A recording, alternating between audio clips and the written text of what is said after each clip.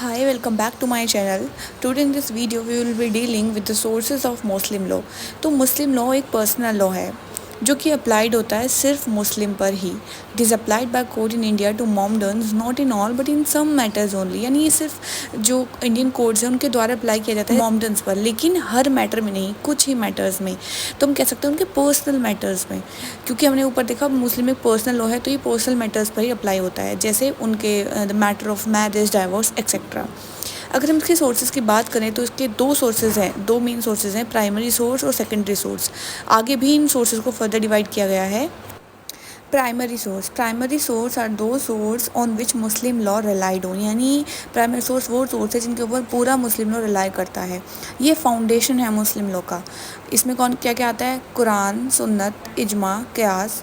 और secondary source अगर हम देखें, secondary source are not basic source. यानी वो प्राइमरी सोर्सेज की तरह कोई बेसिक सोर्स नहीं है, लेकिन हाँ ये मुस्लिम लॉ के लिए सप्लीमेंट्री सोर्स है. इसमें क्या क्या आता है? कस्टम, जिनको हम उर्फ या तामुल भी कहते हैं, judicial decisions, legislations and justice, equity and good conscience. तो सबसे पहला आता है Quran. Quran is considered as the very first source of Muslim law. ये सबसे पहला सोर्स माना जाता है और ये माना जाता है it is exist from the eternity. यानी ये बहुत पहले से एग्जिस्ट करता है और इसको माना जाता है that it was a divine communication to the prophet of Islam for the benefit of mankind through the angel Gabriel. यानी प्रॉफिट मोहम्मद और एंजल गैब्रियल के बीच में एक कम्युनिकेशन थी, एक डिवाइन कम्युनिकेशन थी और उसी से कुरान आई है. एक केस है मोहम्मद जाफर वर्सेस कुलसोम बेबिल. इसमें कोर्ट ने हेल्ड किया था कि आप किसी भी हाल में कुरान को ऑल्टर नहीं कर सकते, ना ही चेंज कर सकते.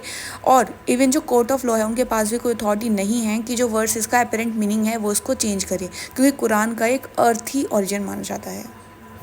सेकंड है सुन्नत. सुन्नत का मतलब होता है ट्रॉडन पाथ. जैसे इसका मीनिंग दिखा रहा है कि सम काइंड ऑफ प्रैक्टिस है या फिर प्रेसिडेंट है. सुन्नत का मतलब होता है कि जो प्रॉफिट मोहम्मद थे उनका बिहेवियर कैसा था, वो क्या कहते थे, वो क्या करते थे, और वही उसको हम हदीस और ट्रेडिशन भी बोलते हैं.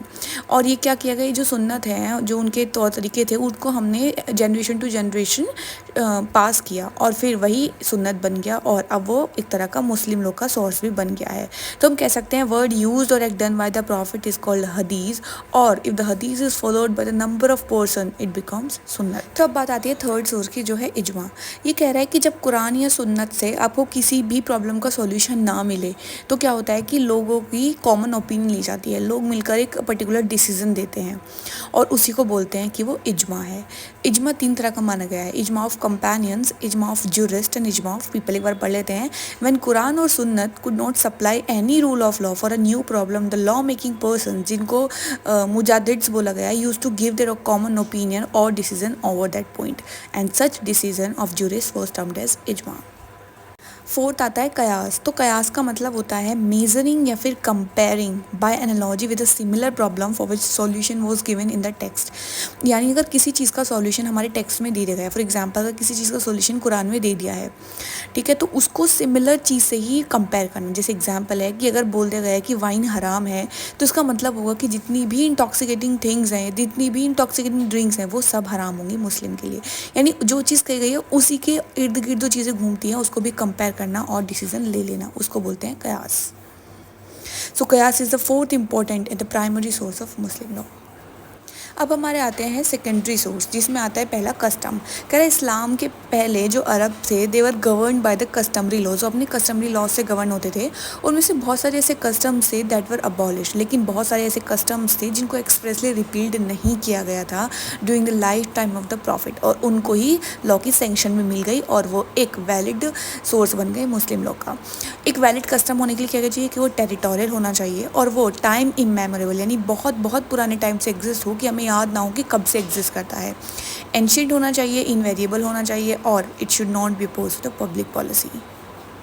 अब बात आती है सेकेंडरी सोर्स के सेकंड नंबर की, जो है जुडिशियल डिसीजंस. कह रहे हैं जो भी प्रिवी काउंसिल ने डिसीजंस दिए, the decisions by the Privy Council, the Supreme Court, the High Court are regarded as a precedent for the future case. उनको मान लिया गया कि प्रेसिडेंट्स है फ्यूचर केसेस के लिए, है ना. और अगर फ्यूचर में कोई भी ऐसी चीज़ आती है जो इन कोर्ट ने डिसीजन लिया है ऐसे मैटर्स पे, तो हम जो इन्होंने कहा था हम उसी को मानेंगे और वही चीज़ चलती रहेगी.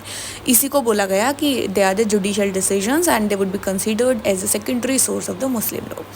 इसमें थर्ड आता है लेजिस्लेशन, यानी इस्लाम के हिसाब से जो पावर चेंज, जो ओनली पावर है लॉज बनाने की, वो सिर्फ गॉड में है। हालांकि एनी लेजिस्लेटिव मॉडिफिकेशन अगर होता है तो वो भी उसको ट्रेडिशनल इस्लामिक लॉ में एक इनकरेजमेंट ही मानेंगे, इसलिए लेजिस्लेशन भी उन्होंने एक सोर्स के तरीके से माना, लेकिन secondary source of the Muslim law only. And the fourth one is justice, equity and good conscience. कह रहा है अबू हनीफा कहते थे कि कोई भी रूल मेड बाय अ कयास, अगर कोई भी रूल कयास ने बनाया है तो उसको it can be set aside at the option of the जज। कोई वो उसको सेट असाइड कर सकते हैं हम सिर्फ जज के ऑप्शन पर या फिर किसी अदर ज्यूरिस्टिक प्रेफरेंस पर। और this principle is known as juristic equality. इसको माना गया कि क्या है, ज्यूरिस्ट की इक्वालिटी। इक्वालिटी की स्पेलिंग यहाँ पे गलत हो गई है, आप लोग सही से कर लीजिएगा। इसलिए equity, justice equity and good conscience को एक गुड सोर्स माना गया मुस्लिम लॉ का। आई होप कि आपको समझ में आ गए हों the sources of Muslim law. अगर आपको समझ में आए हो, do let me know in the comment section. Subscribe to my channel, like the video. Thank you so much.